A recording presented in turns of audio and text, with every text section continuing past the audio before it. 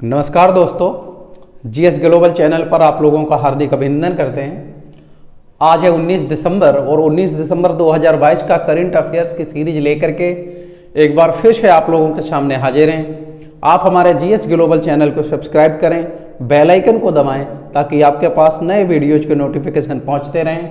तो हम लोग स्टार्ट करते हैं अपना आज का जो हमारा सिलसिला है और पहले क्वेश्चन को हम लोग स्टार्ट करते हैं। हमारा क्वेश्चन है, हार्वर्ड यूनिवर्सिटी की पहली अश्वेत महिला अध्यक्ष कौन बनी है? तो मेरे प्यारे दोस्तों, हार्वर्ड यूनिवर्सिटी जो है वो अमेरिका का एक बहुत ही प्रसिद्ध विश्वविद्यालय है और हार्वर्ड यूनिवर्सिटी में पहली अश्वेत महिला और दूसरी महिला जो अध्यक्षा बनी है वो बनी है क्लाउडिन गे। क्लाउडिन गे हार्वर्ड यूनिवर्सिटी की पहली अश्वेत महिला अध्यक्षा बनी है। 17 दिसंबर के वीडियो में ये हम लोगों ने कमला हैरिस आप लोगों को बता दिया था, उसको आप सही कर लीजिएगा। कमला हैरिस उपराष्ट्रपति हैं, कमला हैरिस उपराष्ट्रपति हैं अमेरिका की, ये भी आप लोगों को पता होगा। इसके बाद हम लोग नेक्स्ट क्वेश्चन शुरू करते हैं। मेटे फ्रेडरिक्सन को दिसंबर 2022 में किस देश के प्रधानमंत्री के रूप में चुना गया है? तो मेरे प्यारे दोस्तों, आप याद रखिएगा, जो मेटे फ्रेडरिक्सन है, मेटे फ्रेडरिक्सन को डेनमार्क का प्रधानमंत्री बनाया गया है। ये डेनमार्क के दूसरी बार दोबारा इन्हें डेनमार्क का प्रधानमंत्री बनाया गया है और ये सबसे कम उम्र के प्राइम मिनिस्टर हैं डेनमार्क के। डेनमार्क के विषय में जानते होंगे आप, डेनमार्क स्कैंडिनेवियाई देश है। स्कैंडिनेवियाई देशों के अंतर्गत कौन कौन से देश आते हैं? तो आप याद रखिएगा, स्कैंडिनेवियाई जो देश हैं, स्कैंडिनेवियन कंट्री के अंदर 5 कंट्री को शामिल किया गया है। पहले देश का नाम है नॉर्वे, दूसरे का नाम है स्वीडन, तीसरे का नाम है फिनलैंड, चौथे का नाम है डेनमार्क और 5वें का नाम है आइसलैंड। तो आप याद रखिएगा, इन 5 देशों को मिलाकर के स्कैंडिनेवियाई देश कहा जाता है। कभी कभी पूछ दिया जाता है एग्जाम में कि कौन स्कैंडिनेवियाई कंट्री नहीं है, तो आप याद रखना नॉर्वे, स्वीडन, फिनलैंड, डेनमार्क और आइसलैंड। डेनमार्क के विषय में आप लोगों को पता होगा, जो क्लाइमेट चेंज इंडेक्स है, जो जलवायु परिवर्तन प्रदर्शन सूचकांक है, इसमें डेनमार्क को प्रथम स्थान प्राप्त हुआ है। और भारत को कौन सा स्थान प्राप्त हुआ है? तो भारत को 8वां स्थान प्राप्त हुआ है। क्लाइमेट चेंज इंडेक्स में डेनमार्क प्रथम स्थान पर रहा है। डेनमार्क की राजधानी क्या है? तो मेरे प्यारे दोस्तों, डेनमार्क की राजधानी कोपेनहेगन है।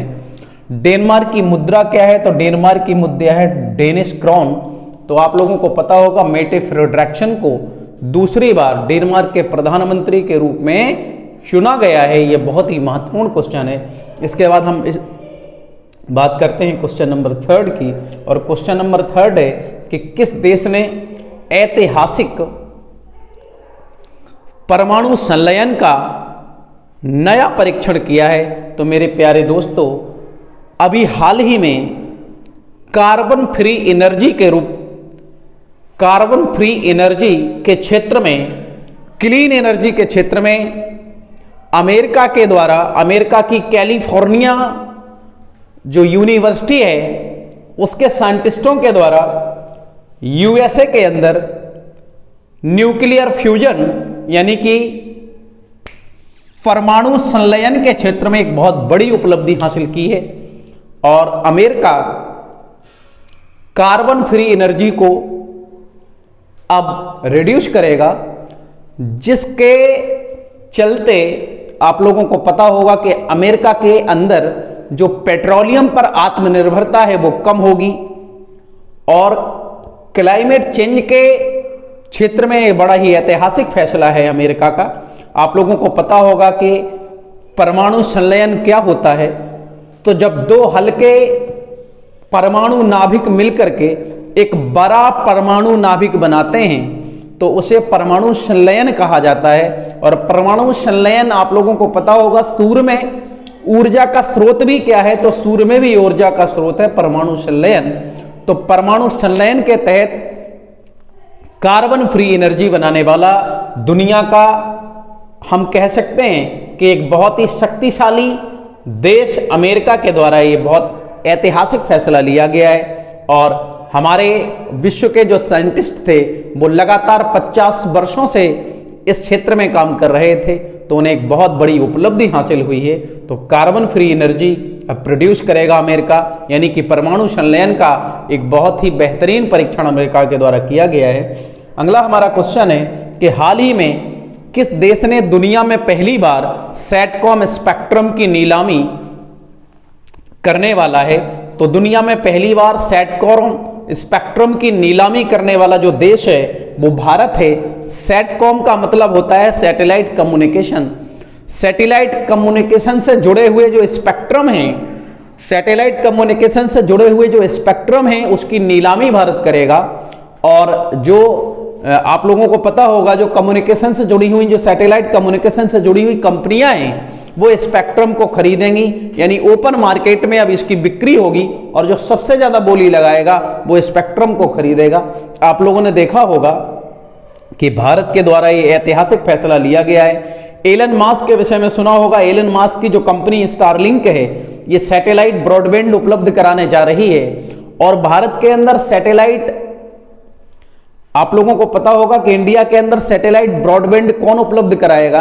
तो भारत में सैटेलाइट ब्रॉडबैंड उपलब्ध कराने का काम इस समय रिलायंस कम्युनिकेशन, आप लोगों ने, है ना, रिलायंस जियो कम्युनिकेशन, रिलायंस नहीं जियो कम्युनिकेशन, अंबानी जी की जो कंपनी है, मुकेश अंबानी की, वो ये काम करने जा रही है। तो इंडिया के अंदर स्टारलिंक भी ये काम करेगा। तो इसको आप याद रखिएगा कि सैटकॉम स्पेक्ट्रम की नीलामी करने वाला दुनिया का पहला देश भारत बना है जो सैटेलाइट कम्युनिकेशन के क्षेत्र में जुड़े हुए स्पेक्ट्रम की नीलामी करेगा।